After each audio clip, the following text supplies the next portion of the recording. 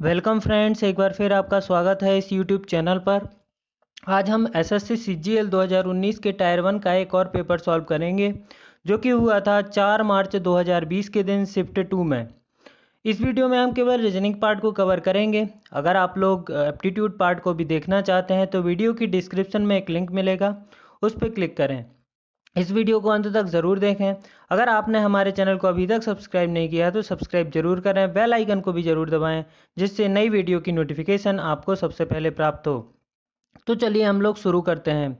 हमारा जो पहला क्वेश्चन है वो यहाँ पर एक वेन डायग्राम से रिलेटेड है। इसमें सबसे पहले वेन डायग्राम बनाते हैं क्वेश्चन को पढ़ के। तो यहाँ पे आप देख सकते हैं सबसे पहले लिखा हुआ है ऑल कार्स आर ट्रक्स।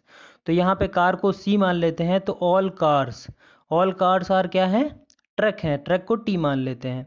उसके बाद यहाँ पे दूसरा लिखा हुआ है सम बसेस आर कार्स। तो सम बसेस आर कार्स मतलब कुछ बसें जो हैं कार हैं। तो ये हमारा वेन डायग्राम बन गया। अब हम कंक्लूजन में जाते हैं। तो यहाँ पे देखो पहला लिखा हुआ है ऑल कार्स आर बसेस, मतलब सभी कारें जो हैं बस हैं। तो ये तो गलत है। देखो सभी कारें तो नहीं है, सभी कारें बस नहीं है, केवल कुछ कारें बस हैं, ठीक है ना। दूसरा जो है some buses or trucks, some buses or trucks. तो ये वाला आपका ऑप्शन जो है करेक्ट है, क्योंकि यहाँ पे सम बसेस कुछ बसें जो है ट्रक हैं। तीसरा अगर हम देखें तो ऑल ट्रक्स आर बसेस, तो ऑल ट्रक्स तो बस है नहीं, कुछ ही है ना। तो ये भी आपका गलत है। तो एक कंक्लूजन सही है, तो इसमें जिसमें दूसरा वाला कंक्लूजन सही होगा वो आपका करेक्ट है। तो मतलब आपका फर्स्ट वाला जो ऑप्शन है वो करेक्ट आंसर हो जाएगा। नेक्स्ट इसमें बोला गया है आपको कि एक आकृति दी हुई है, इसमें आपको बोला गया है कि मिरर इमेज बताना है। अगर आपको यहाँ पे मिरर रख दिया जाए राइट साइड में तो इसकी जो आकृति इधर बनेगी वो आपको बताना है, ठीक है। तो आप यहाँ पे देखें, यहाँ पे एक ट्रायंगल बना हुआ है। तो ट्रायंगल कैसे बनेगा, ऐसे बनेगा, ऐसे बनेगा, ऐसे बनेगा यहाँ पे। तो यहाँ पे कितने में ऐसा ट्रायंगल है, यहाँ पे सभी में लगभग ऐसा ट्रायंगल है। उसके बाद हम ये वाला जो सम षटभुज है वो देखेंगे। तो वो आपका इसी किनारे पे बनेगा, है ना, यहाँ पर बनेगा। तो यहाँ पर किस किस में है,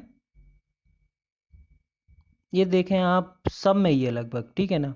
अब नेक्स्ट हम देखेंगे तीर का निशान। तो तीर का निशान जो है आपका कहाँ आएगा, तीर का निशान आपका इस वाले कोने में आएगा। तो तीर का निशान ये इस तरफ है तो ये इस तरफ आएगा। तो ये इस तरफ किस किस में बना हुआ है, एक तो पहले में बना हुआ है और तीसरे तीसरे और चौथे में बना हुआ है। तो ये वाला तो आपका वैसे भी रिजेक्ट हो गया, सेकंड वाला, ठीक है ना। अब जो है मेन है जो आपका पांचवा है ये वाला। तो इसमें आप देखो तो इसमें ये कैसे बनेगा, यहाँ पे ये इस कोने में यहाँ कहीं बनेगा और ये खोखला नहीं है, ठीक है ना। ये बीच वाला भरा हुआ रहेगा और बाकी सफ़ेद रहेगा। तो यहाँ पर आप देखेंगे तो ये वाला जो है आपका फिट बैठ रहा है, ठीक है ना। तो आपका जो करेक्ट आंसर हो जाएगा कौन सा हो जाएगा, ये वाला ऑप्शन जो है आपका करेक्ट हो जाएगा, ठीक है ना। अब चलिए हम लोग नेक्स्ट क्वेश्चन करते हैं। नेक्स्ट क्वेश्चन में हम लोग देखेंगे यहाँ पे एक आपको कोडिंग वाला क्वेश्चन है, कोडिंग डिकोडिंग का। तो ये क्वेश्चन आप लोग स्वयं करें, होमवर्क है आपके लिए, क्योंकि हम लोग ऐसे क्वेश्चन काफ़ी सारे कर चुके हैं और मैं एक एक क्वेश्चन बताऊंगा तो आपकी प्रैक्टिस भी नहीं हो पाएगी। तो आप इसको प्रैक्टिस करें और इसका जो आंसर है थर्ड वाले का जो आंसर है वो आप कमेंट बॉक्स में बताएं कि कितना आ रहा है। अगर नहीं बनाए तो भी बताएं, मैं इसके लिए आपका जो कम्युनिटी पोस्ट पे एक पोस्ट डाल दूंगा तो आपको ये क्वेश्चन बन जाएगा, ठीक है ना। नेक्स्ट क्वेश्चन है आपका, यहाँ पे जो 4 वर्ड दिए हुए हैं इनमें से 3 किसी ना किसी तरीके से सेम है, ठीक है, लेकिन जो चौथा है वो अलग है। तो जो अलग है उसको हमें फाइंड आउट करना है। तो यहाँ पे हम देखेंगे जब हम यहाँ पे मिलाएंगे तो यहाँ पे देखिए आप, यहाँ पे ई एफ दोनों साथ में ही आ रहे हैं, मतलब ई एफ अगल बगल के अक्षर हैं, ठीक है ना। लेकिन बाकी किसी में भी ऐसे अक्षर नहीं आ रहे हैं कि जो आजू बाजू के अक्षर आ रहे हों, ठीक है ना। तो ये जो है आपका अलग है, क्योंकि इसमें ई और एफ दो ऐसे वर्ड हैं, दो ऐसे अक्षर हैं जो बगल बगल में हैं फिर भी एक साथ आ रहे हैं। बाकी इसमें कोई भी ऐसा नहीं है। तो आपका जो करेक्ट हो जाएगा वो कौन सा हो जाएगा, ए नंबर वाला ऑप्शन करेक्ट हो जाएगा, ठीक है। आपको लॉजिक ढूंढना है, कोई भी कैसा भी लॉजिक मिले आपको उसी को टिक करना है, ठीक है ना। नेक्स्ट क्वेश्चन है, ये बहुत ही सिंपल क्वेश्चन है, थोड़ा सा बड़ा है पढ़ने में बट मैं आपको समझा देता हूँ इसको, ठीक है। आपको पहले बोला गया है product A is costlier than product B by 2 rupees. तो जो प्रोडक्ट ए है वो बी से क्या है, ₹2 ज़्यादा हैं। तो ए का मान लीजिए बी का क्या है, प्राइस एक्स है, तो ए का प्राइस क्या हो जाएगा, एक्स प्लस 2 हो जाएगा। If the price of product A is increased by 2 times of the price of product B. मतलब बोला गया है कि अगर हम प्राइस एक जो प्रोडक्ट ए है इसका प्राइस इसके दुगने के बराबर इंक्रीज कर दें, मतलब इसका डबल इसमें जोड़ दें। ठीक है, तो इसका डबल इसमें जोड़ेंगे तो x प्लस 2x है ना, इसका डबल करके इसमें जोड़ना है तो बराबर क्या आता है, बराबर आता है आपका 17। ठीक है, ये 17 हो जाता है अगर ऐसा करते हैं। जो प्रोडक्ट ए है उसको उसका प्राइस अगर बी के प्राइस से दुगना बढ़ा दें, तो दुगना बढ़ा दिया हमने तो क्या आता है, 17 आता है। अब हम इसको सॉल्व करेंगे ऊपर ले जाके, तो क्या आएगा, x plus 2 plus 2x plus is equal to 17। अब जब हम इसको सॉल्व करेंगे तो ये 3x आ जाएगा, यहाँ प्लस 2 आ जाएगा, यहाँ 17 आ जाएगा। अब यहाँ पे 3x इज इक्वल टू क्या आएगा, 15 आ जाएगा। तो x बराबर क्या आ जाएगा, यहाँ पर 5 आ जाएगा। तो हमें यही तो फाइंड आउट करना है। तो हमारा जो आंसर है क्या आ जाएगा, हमारा आंसर आ जाएगा 3rd नंबर वाला ऑप्शन। ठीक है ना। नेक्स्ट क्वेश्चन जब हम करेंगे, ये आपका जो है डाटा इंटरप्रिटेशन का क्वेश्चन है, दिमाग लगाने वाला क्वेश्चन है ज़्यादा, तो इसको आप लोग स्वयं करेंगे। बिकॉज ये भी कह सकते हैं कि मुझे ऐसा लगता है कि ये क्वेश्चन रॉन्ग है। ठीक है, अगर आपको रॉन्ग नहीं लगता है, थोड़ा सा दिमाग लगा सकते हैं तो आप इसको लगाएं, क्योंकि मैंने काफ़ी जो है सिचुएशन या लॉजिक इसमें लगा के देखे हैं, बट कोई भी फिट नहीं बैठ रहा है। तो अगर आप इसको कर सकें तो करें, वरना इसको रॉन्ग माने। इस तरीके के क्वेश्चन जो आते हैं एग्ज़ाम में उनको हमें छोड़ना पड़ता है, क्योंकि ये बहुत ज़्यादा टाइम कंज्यूमिंग होते हैं और आपके पास एग्ज़ाम में जो है टाइम बहुत कम होता है। 60 मिनट में आपको 100 क्वेश्चन को सॉल्व करना रहता है, तो आप इन ऐसे क्वेश्चन को छोड़ दें। ठीक है ना। अगर अभी तो आप प्रैक्टिस कर रहे हैं तो इसको प्रैक्टिस करें, इसको निकालें। अगर ये सही है तो आप इसका आंसर कमेंट बॉक्स में ज़रूर बताएं। ठीक है ना। अगर नेक्स्ट क्वेश्चन है जो हमारा नेक्स्ट क्वेश्चन है आपका ब्लड रिलेशन से। तो ब्लड रिलेशन का क्वेश्चन मैंने आपको बताया, इस तरीके के जो क्वेश्चन होते हैं वो आपको अपनी फैमिली से रिलेट करके, या जो आपके रिलेटिव्स हैं उनको रिलेट करके करना होते हैं, तो वो क्वेश्चन ज़्यादा आसानी से आपसे बन जाते हैं। ठीक है ना। क्वेश्चन है, इसमें आपको क्वेश्चन मार्क के स्थान पे बताना है कि क्या आएगा। तो क्वेश्चन मार्क के स्थान पे क्या आएगा, इसमें देखो लॉजिक क्या लगाते हैं आप, 6 लिखा हुआ है तो 6 का क्यू करते हैं प्लस 6 का स्क्वायर करते हैं, तो क्या आता है हमारे पास 252 आता है। ऐसे ही हमें यहाँ पे 5 लिखा हुआ है तो 5 का क्यू करें प्लस 5 का स्क्वायर करें, देन यहाँ पे क्या आएगा आपका 150 आ जाएगा। तो 150 जो है आपका करेक्ट आंसर हो जाएगा। तो ऐसे इस क्वेश्चन को सॉल्व करते हैं। कोई भी लॉजिक निकालना है आपको, यहाँ पे 6 लिखा हुआ है तो 6 का एक बार क्यू और प्लस स्क्वायर करके जोड़ा तो यहाँ पे 252 यहाँ पे लिखा हुआ है। एंड ऐसे ही आप 5 का क्यू करोगे और 5 स्क्वायर करोगे, जो भी आएगा उसको ऐड करोगे, देन आपका जो आंसर आएगा वो ए नंबर वाला ऑप्शन करेक्ट हो जाएगा। ठीक है ना। नेक्स्ट क्वेश्चन हम जब करते हैं, नेक्स्ट क्वेश्चन में आपको एक इक्वेशन दी हुई है, उसमें नीचे कुछ कंडीशन दी हुई है कि किन्हीं दो को चेंज करें, तो किन दो को चेंज करें कि ये सेटिस्फाई हो जाए। तो आपका जो आंसर आएगा वो 6 और 2। तो इसको करना कैसे, 6 और 2, तो यहाँ पे 3 लिखा हुआ है तो 3 को वैसे ही लिख देंगे। अब 2 के स्थान पे हमें क्या लिखना है, 6 लिख देना है। अपन में 6 के स्थान पे क्या लिखना है, 2 लिख देना है। प्लस 2 के स्थान पे क्या लिखना है, हमें 6 लिखना है, और 6 के स्थान पे अब क्या लिखना है, 2 लिखना है। माइनस 13 में कोई चेंज नहीं होगा, इंटू 6 के स्थान पे हमें क्या लिखना है, 2 लिखना है, एंड इक्वल टू आएगा आपका 454। तो जब हम इसको सॉल्व करेंगे तो 36/2 कितना हो गया, 18। ठीक है, 36/2 18 हो गया। प्लस करेंगे तो यहाँ पे क्या आएगा, 26, 62 में से 26 घटाया तो कितना आ गया, 62 में से 26 जाएगा तो कितना बचेगा, ये बचेगा 36। ठीक है ना। तो ये बचेगा 18 प्लस 36, तो ये आ जाएगा आपका टोटल 54। मतलब ये सेटिस्फाई कर रहा है, तो आपका जो है ये दोनों सही है। तो ऐसे आपको सभी को रख के देखना है कि किन दोनों को एक्सचेंज करने पे हमारा करेक्ट आंसर आ रहा है। जब आप प्रैक्टिस करते रहोगे तो आपको जल्दी ये समझ में आने लगेगा। ठीक है ना। अब चलिए नेक्स्ट क्वेश्चन करते हैं। अब देखो यहाँ पे इस क्वेश्चन में ऐसे क्या करना रहता है, सबसे पहले यहाँ पे क्वेश्चन पढ़ो तो इसमें लिखा हुआ है, in the given Venn diagram group A represent the speak English. तो इंग्लिश वालों को ए कर रहा है, group B represent the who can speak Hindi, Hindi वालों को बी कर रहा है, एंड सी कर रहा है आपका मराठी वालों को, इसको एम लिख देते हैं, इसको ई लिख देते हैं, इसको एच लिख देते हैं, तो समझ में आएगा हिंदी, इंग्लिश एंड मराठी।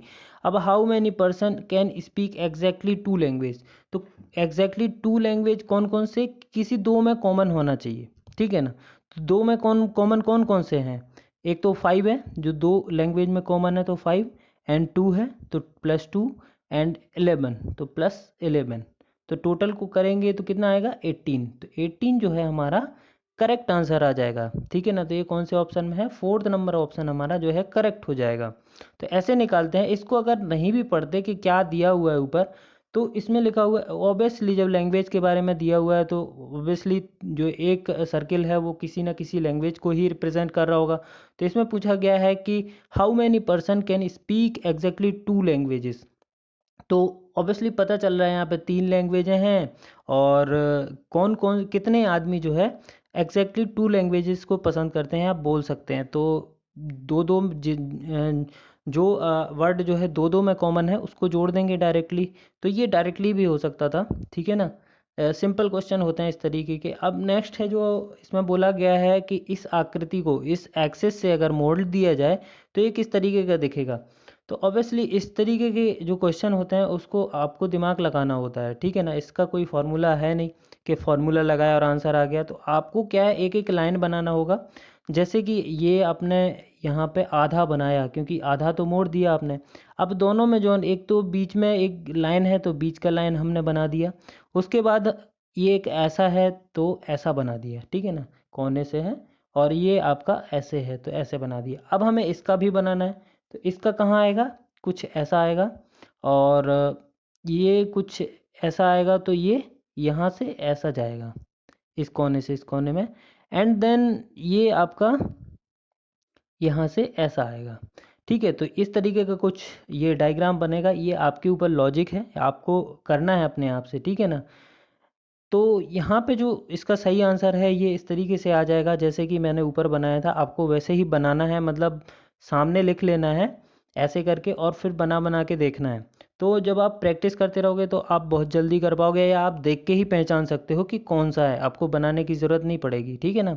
तो नेक्स्ट जो हमारा क्वेश्चन हम करेंगे नेक्स्ट है, इसमें how many triangle there are in the figure, तो कितने ट्रायंगल हैं इस फिगर में। ये क्वेश्चन हर बार आता है, ट्रायंगल, रेक्टेंगल, या फिर कुछ भी आपसे पूछा जाता है कि इस आकृति में कितने हैं, तो इसको गिनना पड़ता है आपको फिजिकली।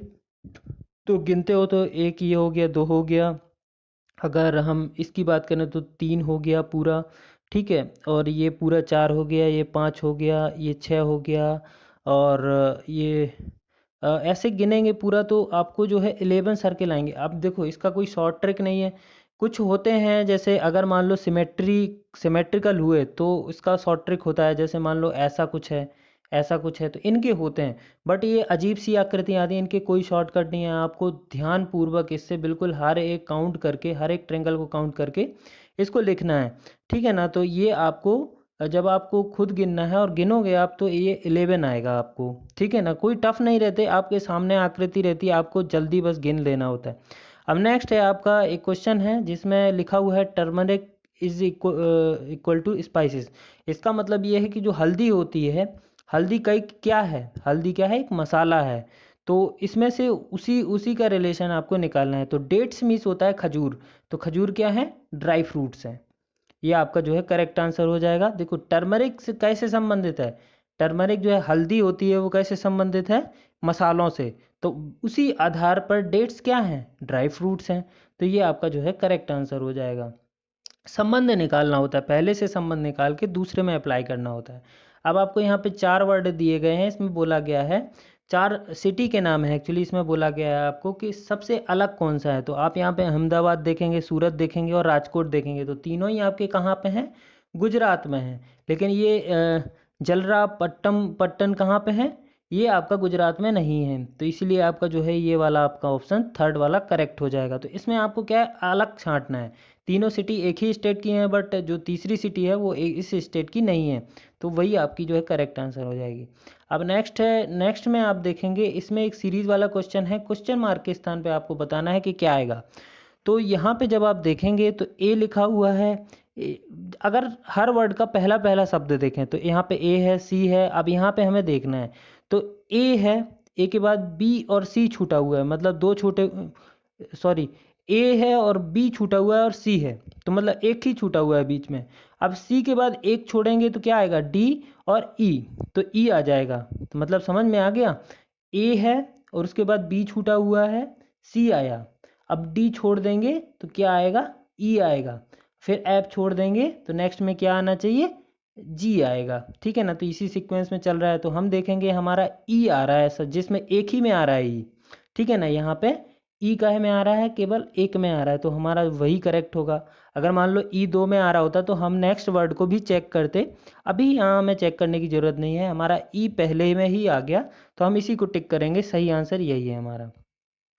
नेक्स्ट क्वेश्चन जो है हमारा, अब इसमें एक आकृति दी हुई है, इसमें बताना है कि कौन सी आंसर जो आकृतियां हैं उसमें ये वाली आकृति निहित है, मतलब उसमें बनी हुई है। तो आप यहाँ पे देखेंगे कि जो हमारा फोर्थ वाला ऑप्शन है, ठीक है ना, इसमें आपको वो वाली आकृति दिख जाएगी। कैसे, अब मान लो ये वाला, मान लो मैं जूम कर लेता हूँ, जूम करने के बाद यहाँ पे ये आकृति आपको मिल जाएगी। ये यहाँ पे ये त्रिभुज बना हुआ है, उसके बाद ये लाइन खींची हुई है ये, और ये वाला ऐसा। तो यही वाली शायद आपको यहाँ पे आकृति बताना है। एक्चुअली ये बीच वाली लाइन नहीं है, ये वाली है। तो यहाँ पे ऐसा है, ऐसा ऐसा है, ऐसा ऐसा ऐसा, और ये वाली है एक्चुअली। तो ये जो आकृति है इसमें दिख रही है और बाकी आपको किसी में नहीं मिलेगी। ठीक है ना, इसीलिए आपका ये वाला ऑप्शन करेक्ट है। नेक्स्ट क्वेश्चन जो है हमारा, ये आपका डाइस वाला क्वेश्चन है। डाइस में इसमें बताना है, एक्चुअली 3 डाइस दिए हुए हैं, इसमें बताना है आपको जो एट द रेट है उसके अपोजिट वाले में, उसके अपोजिट वाले फलक पे कौन सा साइन होगा। तो यहाँ पे आप देख रहे हैं एट द रेट जो है इसके साइड में एक तरफ स्टार है और यहाँ पे अल्प विराम है, यहाँ पे एंड है और यहाँ पे स्टार है। तो स्टार स्टार यहाँ पे दिख गए, तो आपको यहाँ पे पता चल जाना चाहिए कि एंड, एंड तो नहीं होगा, ये वाला आपका गलत है। उसके बाद ये अल्प विराम भी नहीं है। ठीक है, अब आपको पता करना है ये लेस देन नहीं, तो ये आपको तीसरे से पता चलेगा। जब आप तीसरे में मिलाओगे ये कि एट द रेट के, देखो यहाँ पे स्टार है और यहाँ पे एंड है, ठीक है ना, यहाँ पे एंड है, एंड के बगल में क्या है आपका, एंड के एक तरफ आपका क्या है, एट द रेट है, ठीक है ना, और एंड के एक तरफ आपके क्या है, लेस देन है, ठीक है ना। तो ये बगल में है एक्चुअली, तो यहाँ इसके अपोजिट में क्या होगा, मतलब जो आपका जो एट द रेट है वो नीचे होगा, तो नीचे होगा तो ऊपर क्या होगा, ऊपर आपका क्या दिख रहा है, हैश दिख रहा है। तो हैश आपका जो है करेक्ट आंसर होगा, आपको 4th नंबर वाला ऑप्शन आपका करेक्ट हो जाएगा। नेक्स्ट जो क्वेश्चन है आपका, यहाँ पे ट्रेंगल से दिया हुआ है, ट्रेंगल शेप में, उसके बाद आपको यहाँ पे निकालना है, क्या निकालना है आपको, नेक्स्ट क्या आएगा क्वेश्चन मार्क के स्थान पर, वो आपको निकालना है। तो आप यहाँ पे देख सकते हैं, पहले यहाँ पे 1 लिखा हुआ है, फिर यहाँ पे 5 लिखा हुआ है, फिर यहाँ पे 9 लिखा हुआ है, 15 लिखा हुआ है। तो यहाँ पे 1 + 4 किया तो क्या आया, 5 आएगा, 5 + 4 किया तो 9 आएगा, 9 + 6 किया, ठीक है, यहाँ पे +6 किया तो ये 15 आएगा। एंड 15 के बाद फिर 6 करेंगे, क्योंकि 2 बार अपन ने +4 किया, ठीक है, यहाँ पे भी +4 किया, अब यहाँ पे +6 भी 2 बार करेंगे, तो यहाँ पे क्या आएगा, 21 आएगा। अब 21 आएगा, लेकिन ट्रायंगल कैसा आएगा, तो यहाँ पे आप देख रहे हैं कि समबाहु त्रिभुज है, तीनों भुजाएं बराबर हैं। अब समबाहु त्रिभुज को अल्टरनेट में यहाँ पे क्या कर दिया है, जस्ट अपोजिट कर दिया है। अब यहाँ पे समबाहु त्रिभुज को क्या कर देंगे, सीधा कर देंगे। समझ में आ गया कैसे, देखो यहाँ पे 21 आपको समझ में आ गया। उसके बाद ट्रायंगल सीधा है, उसके बाद ट्रायंगल को उल्टा किया, उसके बाद ट्रायंगल को फिर सीधा कर देंगे तो सीधा वाला आएगा। अब यहाँ पे ऐसे ही अगर इसको मिलाएं तो ये वाला जो समकोण त्रिभुज है उसको ऐसा किया, फिर इसको ऐसा किया। अगर मान लो हमको नेक्स्ट आकृति पूछी जाती तो क्या आती, वो इस तरीके से आती। समझ में आ गया, तो इस तरीके से आपको लॉजिक मिलाना है। नेक्स्ट अगर हम बात करें, नेक्स्ट जो हमारा क्वेश्चन है ये भी कोडिंग का है। इसको देखो क्या करना है, इसमें एक न्यू लॉजिक है इसलिए मैं बता देता हूँ। इसमें देखो जी बना हुआ है, तो जी जो हमारा जो ABCD है उसमें कौन से नंबर पे आता है, जी आता है 7th नंबर पे। तो 7th का स्क्वायर यहाँ पे लिखा हुआ है, 7th का स्क्वायर क्या हो गया, 49, तो 49 आ गया। ऐसे ही यहाँ पे हम मिलाएंगे WAX, वैक्स लिखा हुआ है, तो W लिखा है, तो W कौन से नंबर पे आता है, वो आता है 23वें नंबर पे, ठीक है, 23।